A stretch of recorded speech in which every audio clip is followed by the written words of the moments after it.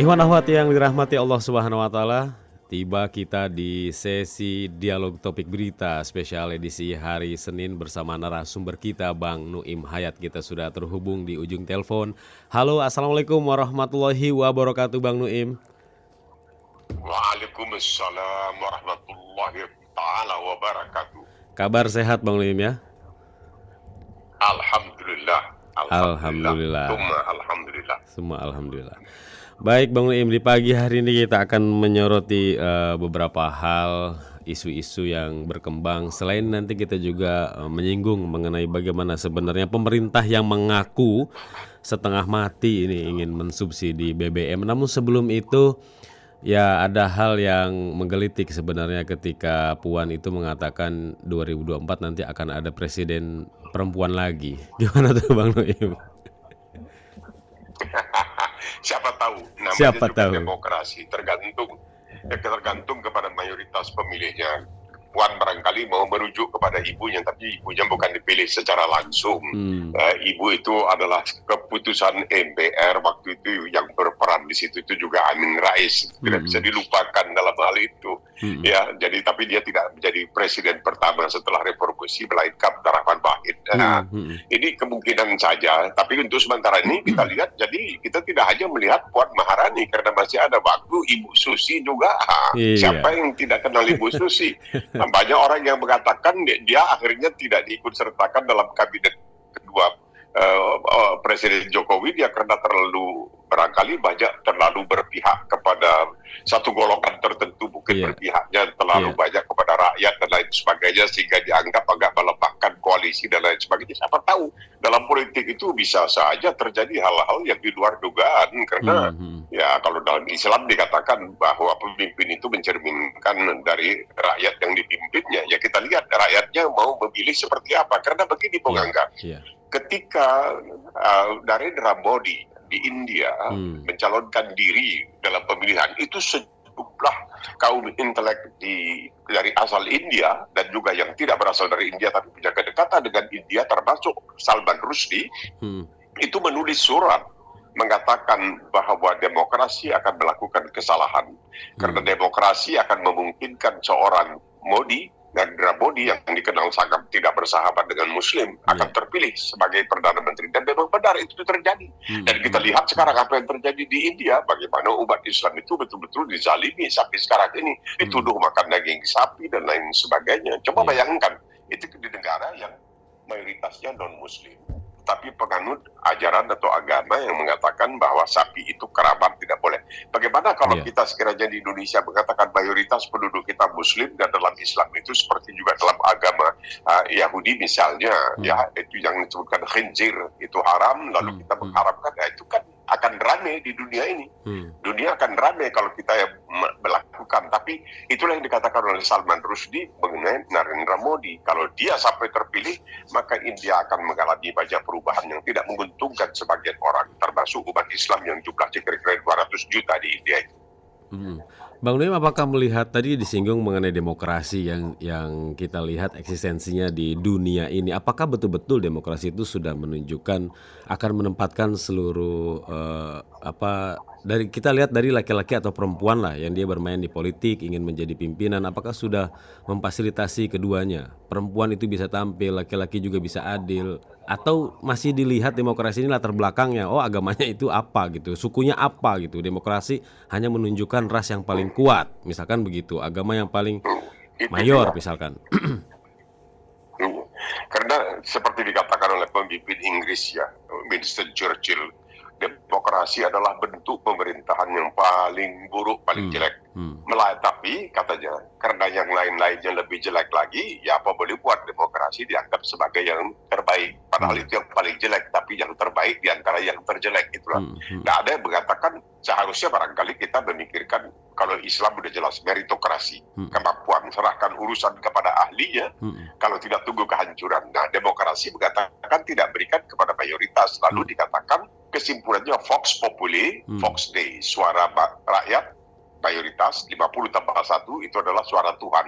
Ini agak susah ya untuk menerimanya, tapi ya begitulah pandangan Vox Populi, suara mayoritas rakyat adalah suara Tuhan, Fox Day. Ini yang kadang-kadang rakyat itu mudah terumbang-ambing dikarenakan oleh bansos misalnya satu karung, dia melupakan masa depannya, dia memikirkan hanya hari ini karena dia orang yang sangat sederhana. Bagi dia yang paling penting itu hari ini, dan itu adalah urusan perut sejengkal, yang selebihnya tidak begitu dipedulikan. Ini yang berbahaya. Makanya orang seperti filosof Yunani Plato itu mengatakan ya barangkali meritokrasi itulah yang paling baik, artinya menyerahkan urusan kepada ahlinya.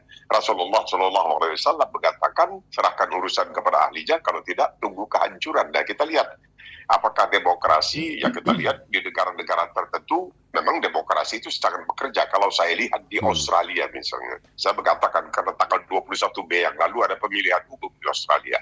Itu prediksinya selalu di perakiraannya banyak ahli mengatakan partai buruh niscaya akan menang, mendapatkan mayoritas. Memang benar.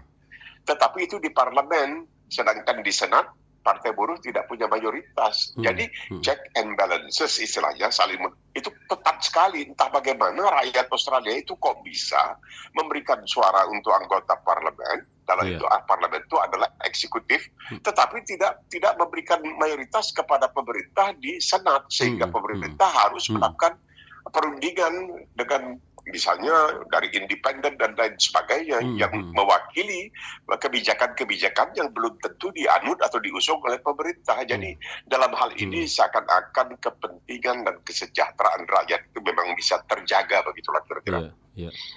Nah, akhirnya saya teringat ini, Bang Nuim. Bulan lalu ada satu tulisan ya di Republika, Resonansi, itu judulnya Kenapa negara-negara Timur Tengah itu tidak mau menggunakan demokrasi. Ini kayak saya misalkan dikaitkan dengan Indonesia ketika kondisinya demokrasi kapitalis, ada muncul istilah seperti itu, bahwa suara itu hanya bisa ditentukan oleh pemodal. Bagaimana Bang Nuim melihat hal ini? Itu dia. Jadi dengan mudah kan kadang-kadang iming-iming istilahnya, dengan hanya iming-iming cukup uang untuk 2-3 hari orang itu bisa dibeli kesetiaannya. Ini yang celakanya. Demokrasi itu susahnya di situ kan, masing-masing berkampanye, kami yang paling nanti kami akan melakukan ini, dan di samping itu ada juga pemberian dan lain sebagainya. Nah, ini yang celaka. Kita lihat banyak orang yang bertanya, kenapa seorang Donald Trump sampai bisa berkuasa di Amerika Serikat? Kenapa? Ini menarik karena orang Amerika itu juga tidak secerdas ya. Seperti bukan saya saja yang mengatakan, ini banyak politisi-politisi Jepang itu juga kagum. Kagumnya dalam artian kok bangsa Amerika ini kok kelihatannya sangat sederhana gitu. Orang Amerika itu sederhana. Lebih 70 juta di antara mereka, 74 juta itu memilih Donald Trump. Donald Trump dikatakan oleh keponakannya sendiri yang punya S3 dalam bidang ilmu jiwa, ini orang tidak bisa mengatakan yang sebenarnya. Dia sulit untuk mengatakan yang sebenarnya. Dan dia dari sejak kecil oleh orang tuanya sudah diperlakukan seakan-akan dia tidak bisa salah. Maksum begitu.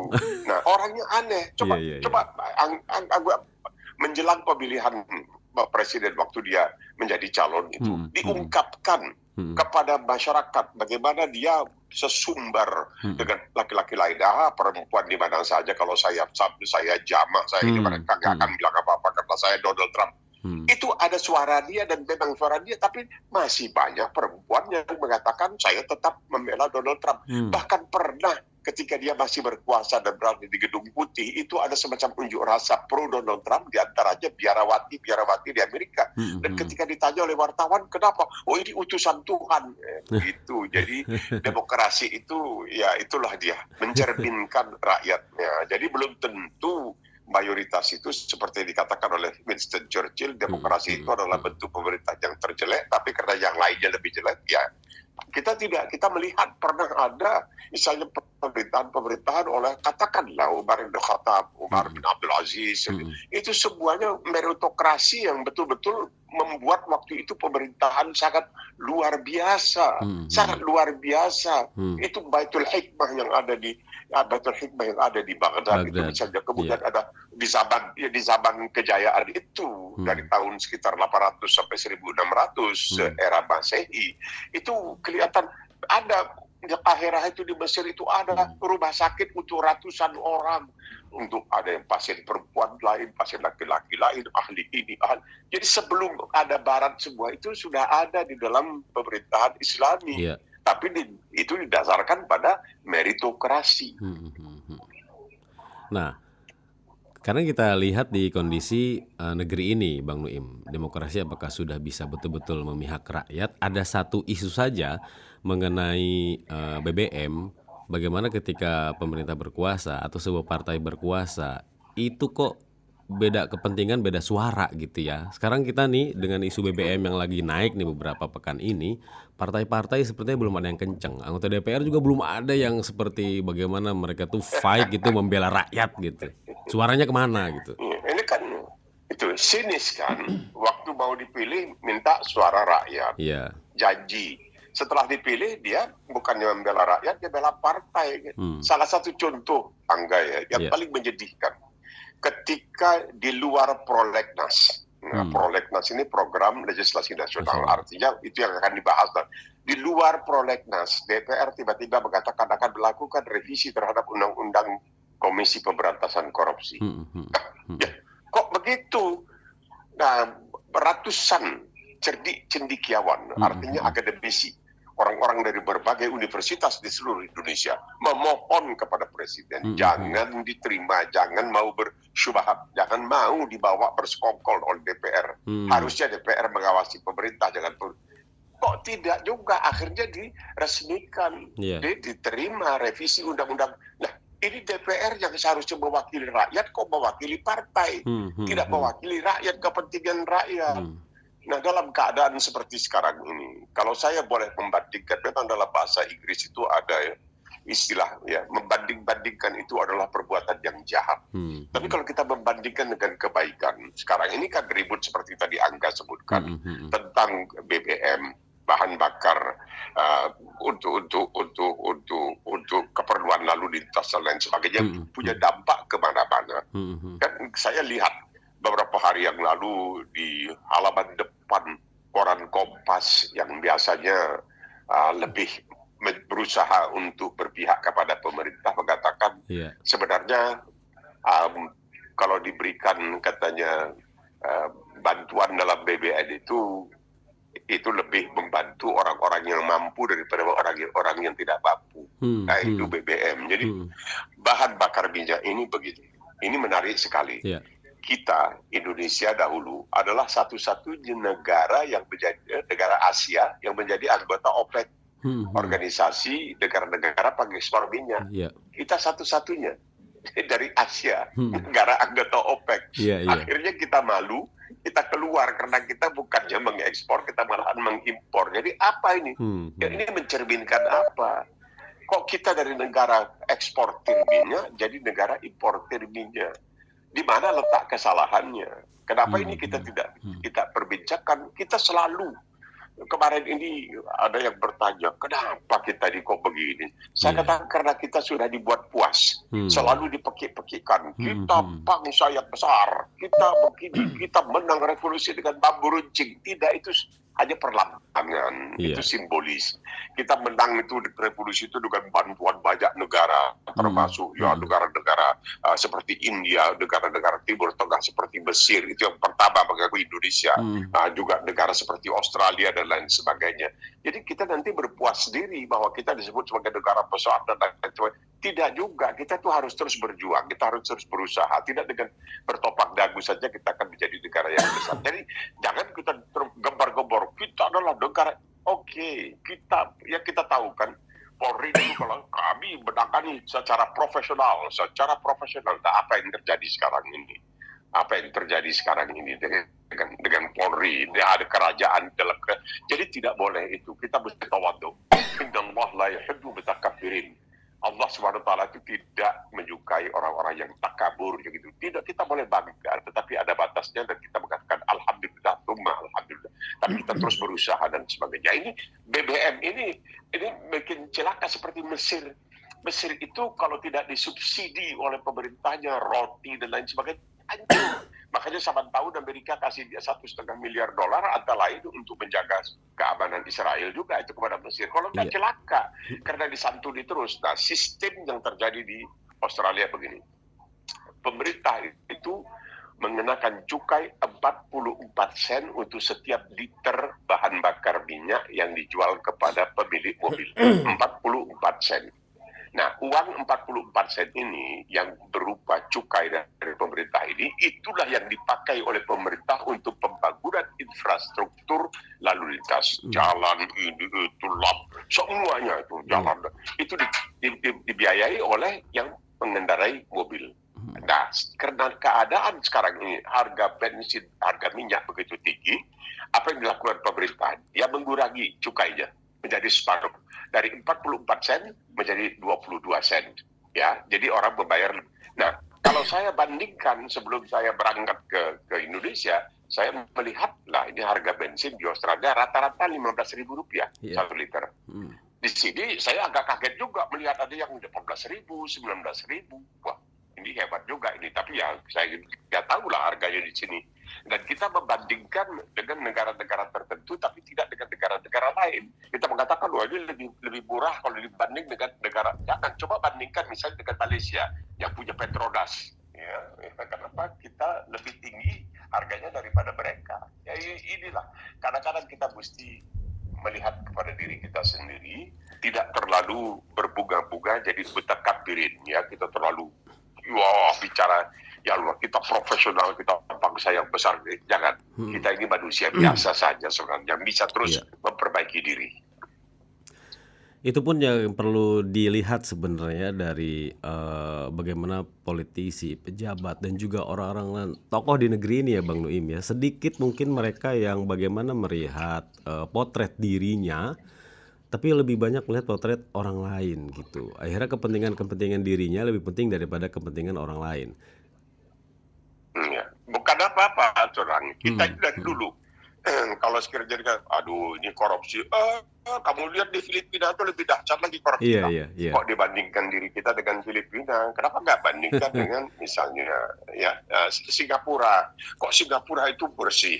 Kok Singapura itu tertib? Makan permen karet, iya, tapi kan Singapura itu kan negara kecil, cuma 5 juta orang. Lah, kamu di Medan itu penduduknya nggak sampai 5 juta, cobalah bikin Medan itu macam Singapura.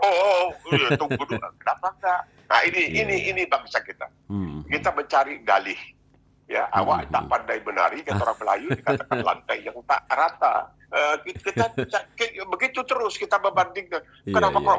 Kan coba lihat itu Filipina itu lebih korup daripada. Ya, kok bandingkan dengan Filipina? Kenapa nggak bandingkan negara yang tidak sedikit korupsinya? Ada korupsi tapi sedikit. Dan kalau kedapatan tidak. Selalu membandingkan dengan yang jelek. Bandingkanlah dengan yang bagus. Kalau mau maju, kita membandingkan diri dengan yang bagus, bukan dengan yang jelek. Kita tidak. Kita selalu membandingkannya dengan yang jelek. Wah, lihat aja itu. Coba, sekarang ini Vietnam. Saya melihat waktu itu. Bagaimana di sana itu petani-petaninya menghasilkan lebih banyak padi dalam 1 hektar sawah dibanding dengan, itu tidak kita bandingkan. Kita bandingkan. Waktu itu kita pernah kan dalam kabinet yang lalu kalau tidak salah itu, ketika kita diam-diam misalnya memesan beras dari Vietnam sebanyak 500.000 ton, betul? Itu diam-diam tahu. Tiba-tiba di komputer, di online, Vietnam merasa berbahagia karena Indonesia telah memesan, baru rame dan lain sebagainya. Ini semuanya tidak kita jadikan pelajaran. Iya. Padahal dari istana kalau 17 Agustus kemarin kan ada suara anak kecil tuh, ada suara ojo dibanding-banding kayak gitu ya. Itu nggak tahu habis simbol atau bagaimana itu Bang Neo. Itu dia. Jadi kalau kita mau membandingkan, kita juga ketika kita mau bersyukur, kita melihat ke bawah. Lalu kita mengatakan, alhamdulillah saya masih mendingan orang lain di Jepang ya makan 3 kali sehari, saya bisa makan 2 kali sehari. Ada orang yang barangkali makannya cuma sekali sehari. Kalau untuk bersyukur. Tapi kalau untuk kebaikan, kita lihat di atas. Dia bagus, kita mau lebih bagus. Gitu. Tapi kalau untuk kepuasan itu kita melihat, alhamdulillah, saya masih lebih mendingan dari dia karena dia di bawah. Tapi kita tidak melakukan begitu. Ketika kita dikatakan, aduh korupsi merajalela. Dan ini korupsi bukan hal baru, Saudara Angga.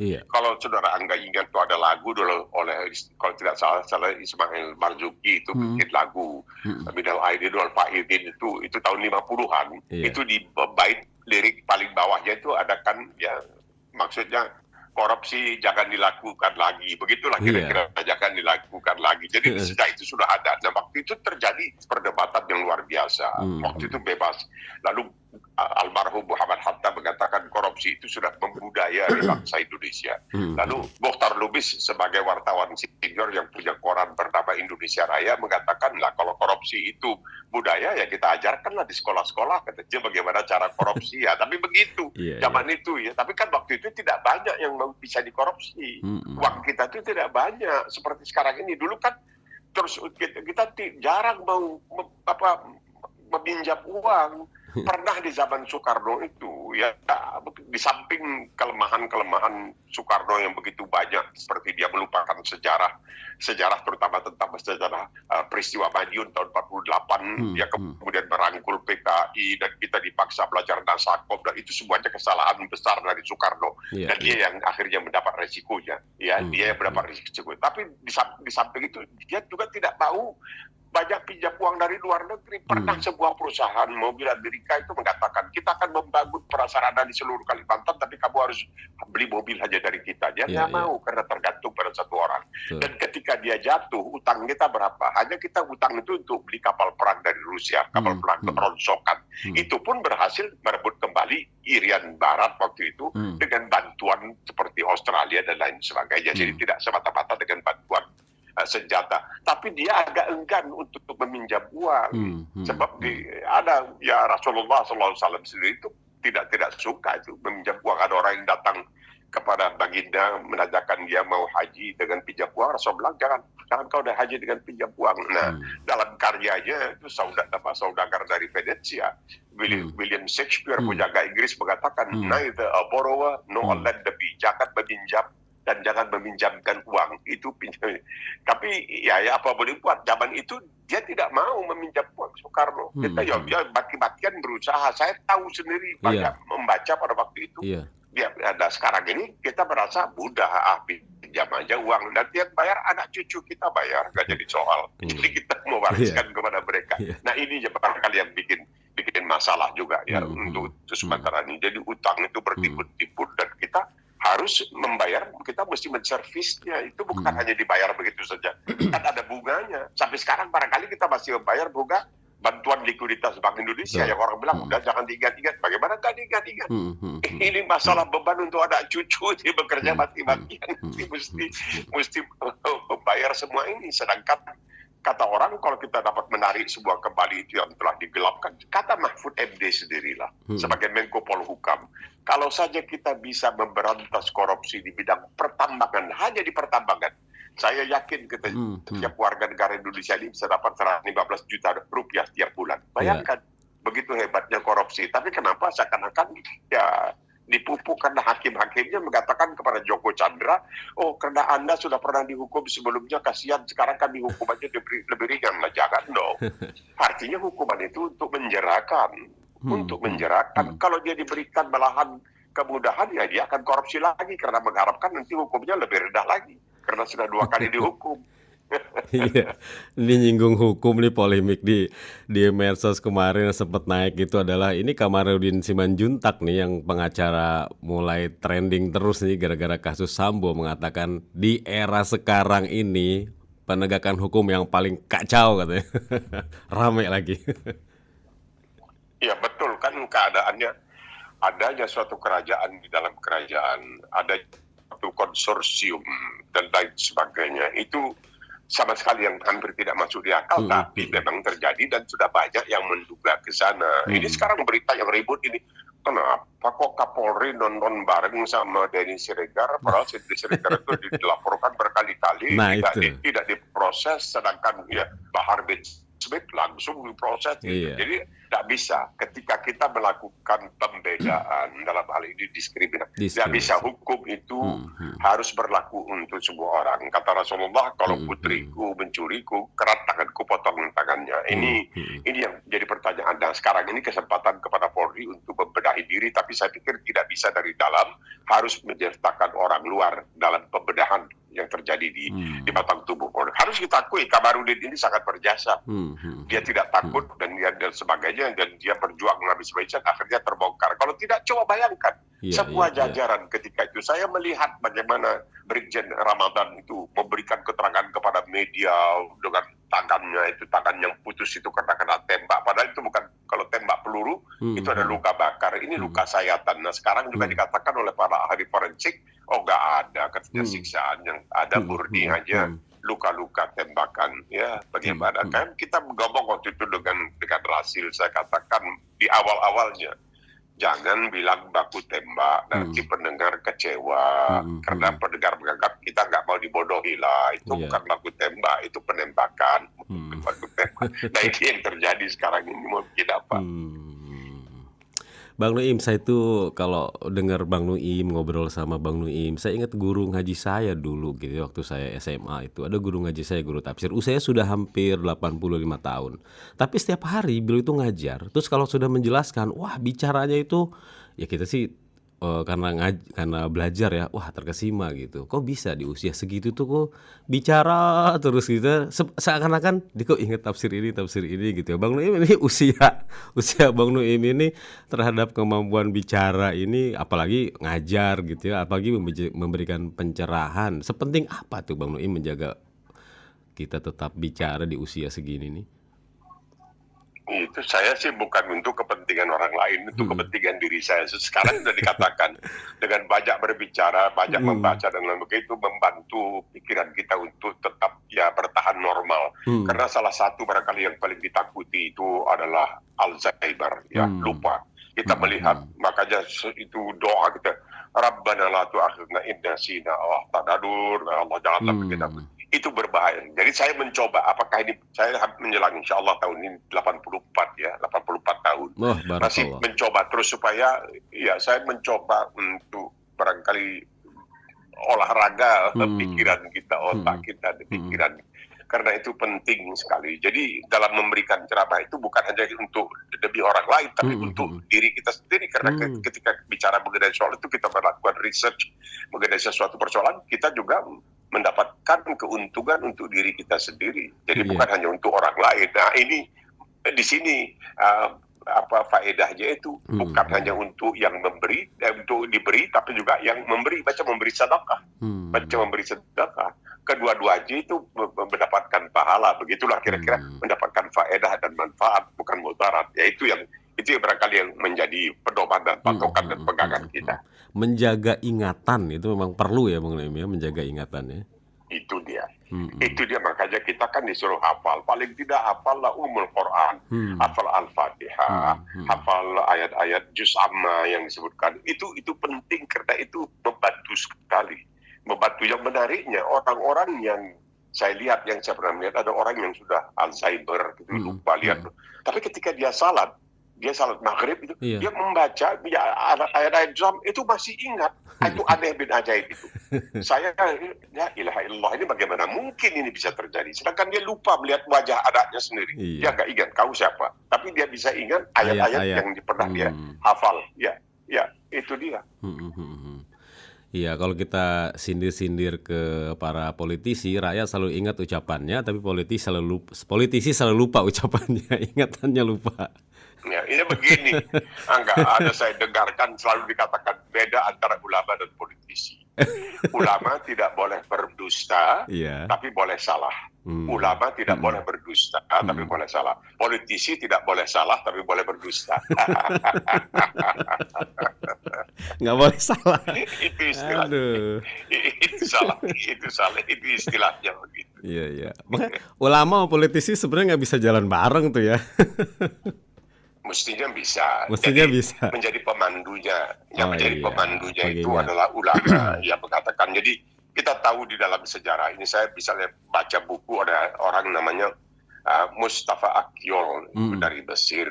Dia mengatakan di zaman kejayaan Khilafah Utsmaniyah 700 tahun itu, salah seorang sultannya bernama Sulaiman kalau saya tidak salah mengatakan kepada majelis ulamanya, saya mau sebuah rakyat di dalam khilafah ini beragama Islam. Majelis ulama mengatakan tuanku tidak bisa. Kenapa? Itu melanggar ketentuan Islam. La ikraha fiddin, tidak bisa. Fadzakir innama anta mudzakir, kamu hanya mengingatkan, jangan paksa orang menjadi muslim. Nah, ada itu. Jadi kalau soal toleransi, tidak ada Islam lebih hebat dari Islam, itu toleransi. Lakum didukum waliyadin. Itu satu. Satu lagi, nah ini menarik sekali. Ada seorang sultan, kalau saya tidak salah itu sultan di kerajaan di Muslim, istilahnya Islamic Spain.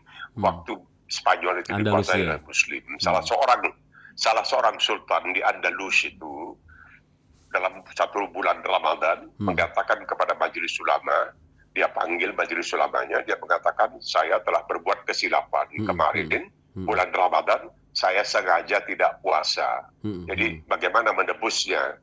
Ketua majelis ulamanya mengatakan kamu harus puasa 60 hari. Oh iya 60 hari. Mereka keluar dari istana.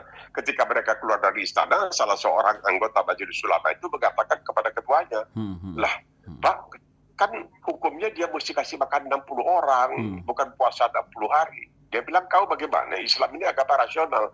Kalau kasih makan 60 orang, dia bisa kasih makan 600 orang. Jadi nggak perlu suruh dia puasa 60 hari, dia nggak bisa itu menghibahkannya, dia tidak bisa mendelegasikannya kepada orang lain, mesti dia yang melakukan. Nah begitu, itulah dia ajaran. Makanya selalu dikatakan bahwa khilafah itu, syariah itu tidak disukai karena terlalu memberati penguasa.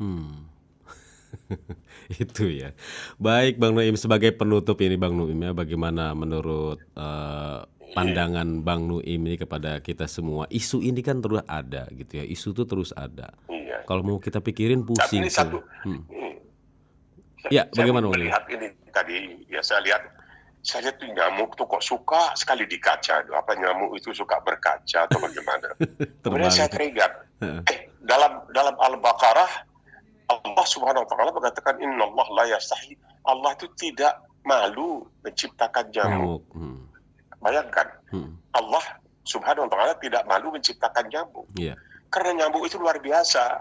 Lalu saya teringat ada seorang ahli biologi dari Kanada, keturunan Jepang. Dia mengatakan kita anggap enteng sama nyamuk. Nyamuk itu bisa jalan di langit-langit. Bisa jalan di langit-langit, kita nggak bisa. Dan tahukah saudara bahwa nyamuk itu adalah satu-satunya makhluk yang bisa menewaskan makhluk yang 5.000 kali lebih besar dari dirinya. Dipakai contoh, ketika itu Iskandar Agung dari Makedonia dalam usia 16 tahun memimpin bala tentara pasukan kemana-mana, dan akhirnya ada cerita dia itu tewasnya digigit nyamuk kena malaria.